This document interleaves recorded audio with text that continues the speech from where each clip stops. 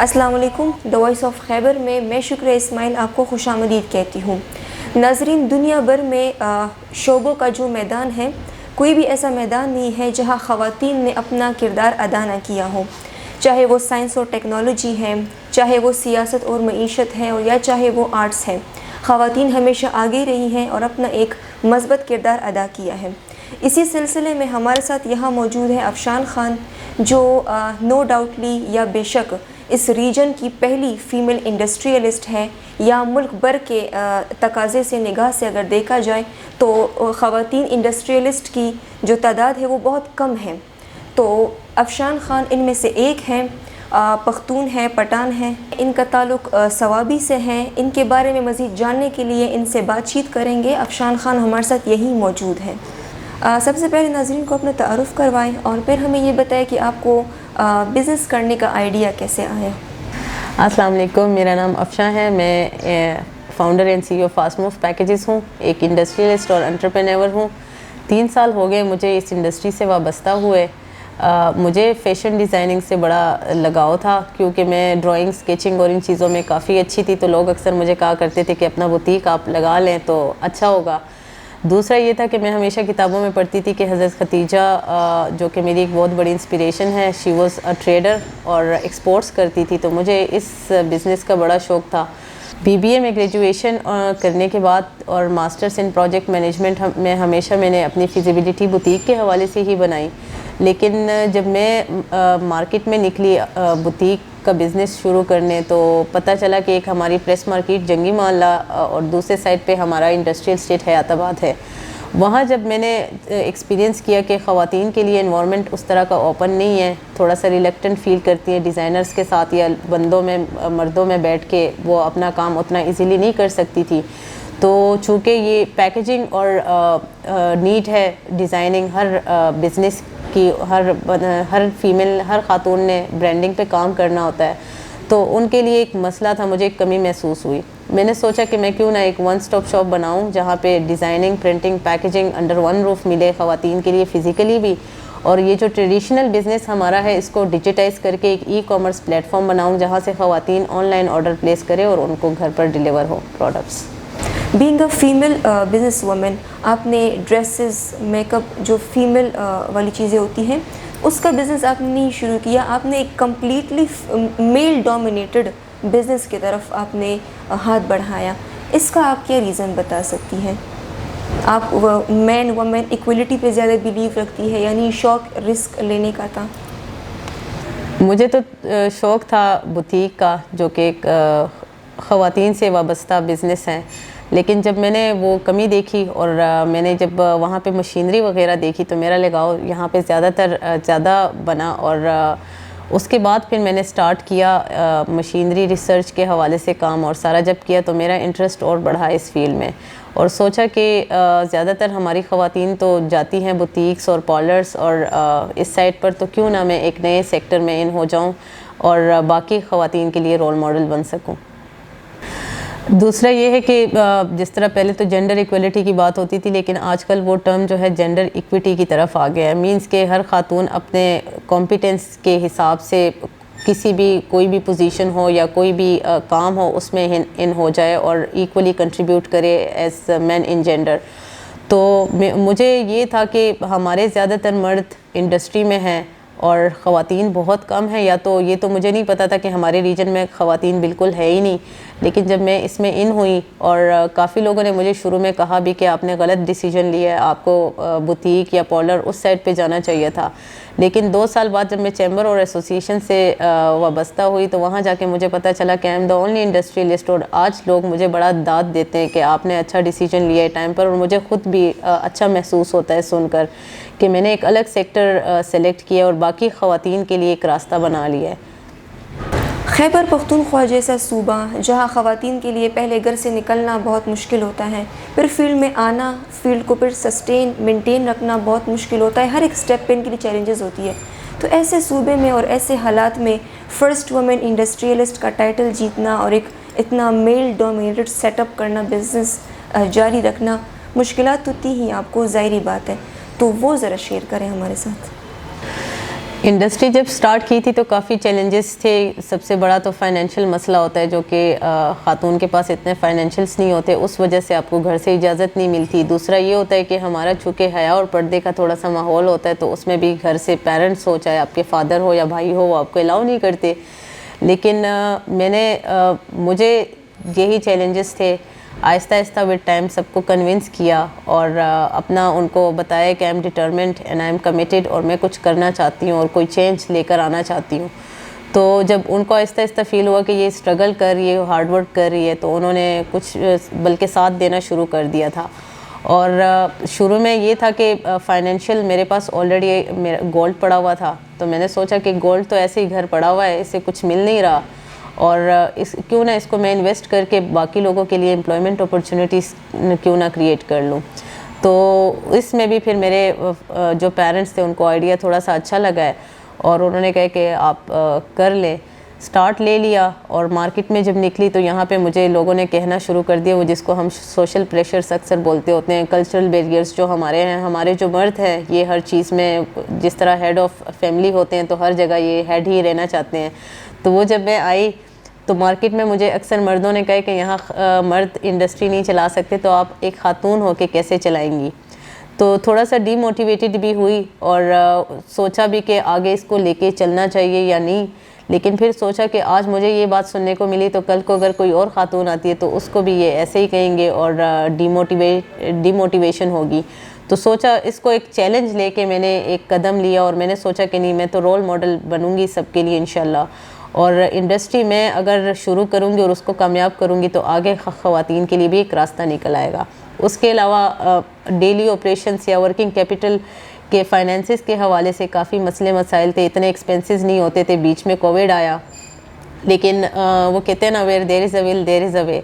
अल्लाह पाक ने रास्ता इतना आसान कर दिया कि मुझे एक एंजल इन्वेस्टर मिला मार्केट में, जो कि मेरे से ऑलरेडी वेस्ट मटेरियल लेता होता था. तो उसके अगेंस्ट में उसने मुझे कहा कि मैम आप टेंशन ना लें, आपको या तो मैं रॉ मटेरियल प्रोवाइड कर दिया करूँगा या आप कैश, जैसे आपके लिए ईजी हो.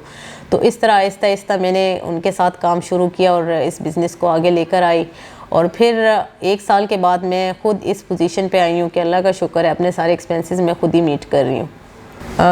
शुरू में चूँकि मेरे साथ बच्चे साथ होते थे तो बहुत मुश्किल था काम और फैमिली को बैलेंस करना. लेकिन साथ साथ फिर वो इंसान मल्टीटास्किंग हो जाता है. काफ़ी इस तरह के काम होते थे कि मैं यूज़ टू हो गई, और वो टेंशन भी आपकी थोड़ी सी कम हो जाती है. साथ में टीम ऐड की है तो काम उस तरह का चल पड़ा है. मेरे बच्चे बहुत छोटे थे जब मैंने स्टार्ट लिया, और मैं जब लाहौर जाया करती थी, कहीं भी ट्रेवल करती थी, उनको साथ लेके जाती थी. और अल्लाह का शुक्र है, मेरी वजह से उनमें इतना कॉन्फिडेंस डेवलप हो गया है कि वो मेरे साथ भी खुश रहते और मेरे बगैर भी खुश रहते. और चूँकि उन दिनों डे केयर और स्कूल्स वगैरह भी ऑफ थे, तो मैंने उनको अभी पिछले साल स्कूल में डाला है, बल्कि डे केयर में उससे पहले 1 साल उन्होंने गुजारा है. तो तब जाके मैं थोड़ा सा रिलैक्स हुई हूँ, और थोड़ा सा ऑफिस को भी टाइम देना शुरू कर दिया प्रॉपरली, और बाकी भी काम साथ साथ चलते रहे. इससे पहले भी आपने कई जवाबात में ज़िक्र किया अपने फाइनेंस का, कि किस तरह से आपने फाइनेंशियल सपोर्ट लिया है, या फाइनेंशियली आपने किस तरह से हैंडल किया अपने बिज़नेस को. लेकिन स्पेसिफ़िकली भी मैं सवाल पूछना चाहूँगी ये फाइनेंस का, क्योंकि बिज़नेस और इसके लिए इन्वेस्टमेंट ये बहुत मिलते जुलते 1-2 वर्ड्स हैं. तो आप मुझे ये बताएं कि आपने इन्वेस्टमेंट किस तरह से किया, आपको फाइनेंशियल सपोर्ट कहाँ से मिला, किस तरह के आपके फ़ंड्स मिले कि आपने इतना बड़ा जो है तो वो सेटअप अपना तैयार किया. क्योंकि आपने पहले ही बताया है, बल्कि ज़ाहिर है कि हेरिटेज में आपको नहीं मिला है, बिज़नेस आपने ख़ुद क्रिएट किया है. तो फाइनेंस को आपने कैसे टैकल किया है? बिज़नेस जब स्टार्ट कर रही थी तो तब तो काफ़ी मुश्किल था. स्टार्ट लेना मुश्किल होता है, और सबसे बड़ा जो होता है वो इन्वेस्टमेंट की बात ही होती है. तो वहाँ पे आके इंसान थोड़ा सा हो जाता है, परेशान भी हो जाता है, और उसने आगे कुछ करना भी होता है. तो वो इन बिटवीन होता है कि मैं अपना कुछ इन्वेस्ट करूँ या ना करूँ.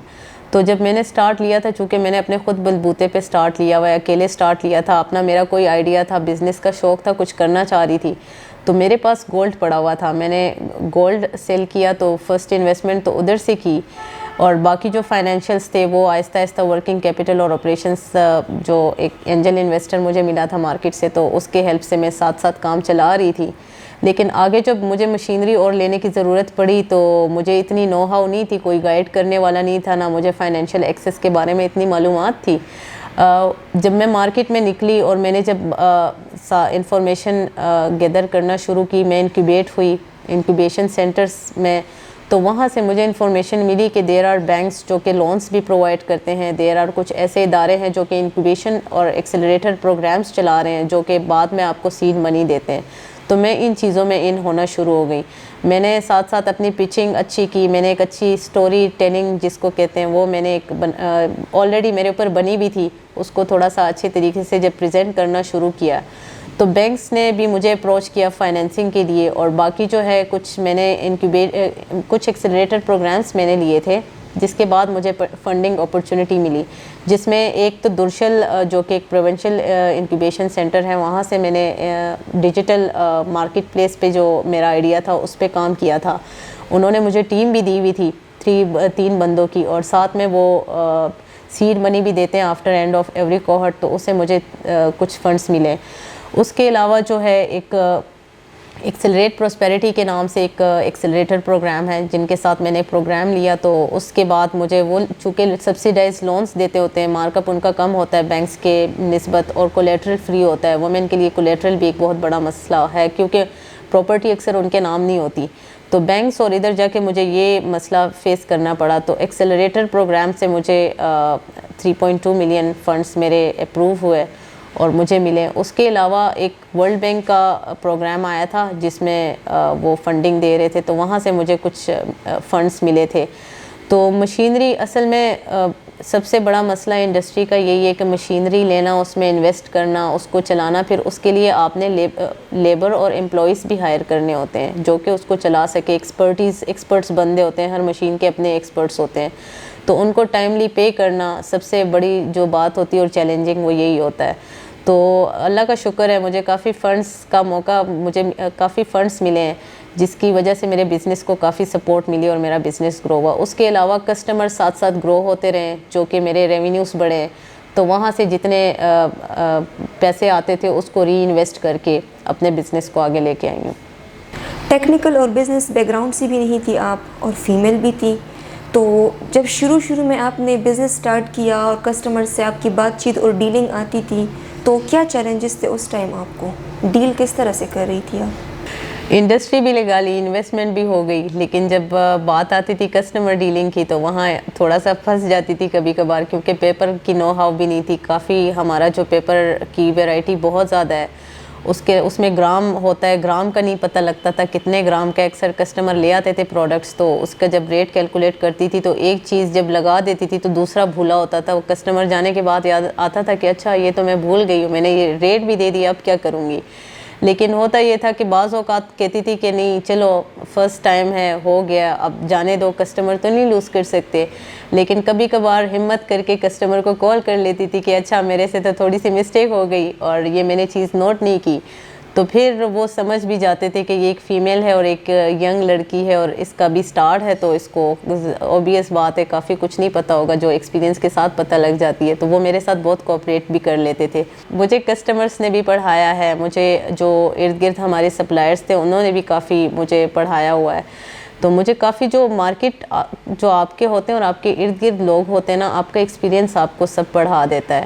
تو اکثر لوگوں کو ابھی بھی ہمارے جتنے بھی نوجوان ہیں تو ان کو لگتا ہے کہ اچھا ہم نے انڈسٹری لگانی ہے لیکن ہمارے پاس نالج نہیں ہے, نو ہاؤ نہیں ہے, تو ہم کیسے کریں گے. اور جنہوں نے سٹارٹ لینا ہے تو کوئی ایکسپرٹیز نہیں چاہیے ہوتی ہے, سارا ایکسپیرینس سے آپ کو مل جاتا ہے, آپ سیکھ لیتے ہو اور آپ بزنس کو آگے لے کے جا سکتے ہیں. چونکہ پختون سوسائٹی ہے جہاں پہلے تو کچھ زیادہ ہی سختی ہوا کرتی تھی, فیمیل ایجوکیشن نہیں تھا, فیمیل جاب کا تو بالکل ہی کانسیپٹ نہیں تھا. اب تھوڑے بہت حالات اچھے ہیں, تھوڑے بہت زیادہ نہیں. تو آپ being an empower lady, female education پہ, فیمیل جاب پہ اور فیمیل امپاورمنٹ پہ کتنا بلیو رکھتی ہیں؟ بات خواتین کی ہو رہی ہے تو آپ کی بات بالکل ٹھیک ہے. ہمارے جو کلچرل اور کے پی کا جو انوائرمنٹ ہے تو یہاں پہ آپ کو خواتین بہت کم نظر آئیں گی, چاہے وہ امپلائمنٹ لیول پہ ہو یا چاہے وہ لیڈنگ رولز میں ہو. گھر کی طرف سے پہلے اجازت نہیں ملتی ہماری خواتین کو, بھائی اور فادر اور ہسبینڈ جو ہوتے ہیں وہ الاؤ نہیں کرتے باہر, وہ کہتے ہیں آپ کو جاب کی کیا ضرورت, ہم کما رہے ہیں. تو ایجوکیشن کے لیے بھی بہت کم ہی خواتین کو بھیجا جاتا ہے باہر کسی اور سٹی یا ود ان اپنے سٹی میں بھی اسکولس کالجز میں ان کو بھیجا جاتا ہے. لیکن اب ٹرینڈ چینج ہو رہا ہے. اب گورنمنٹ کی سائڈ سے بھی کافی کام ہو رہا ہے, کافی NGOs ہیں جو کہ ایکٹیو ہے اور جو کہ خواتین کو پروموٹ کرنے میں بڑا اہم کردار ادا کر رہے ہیں.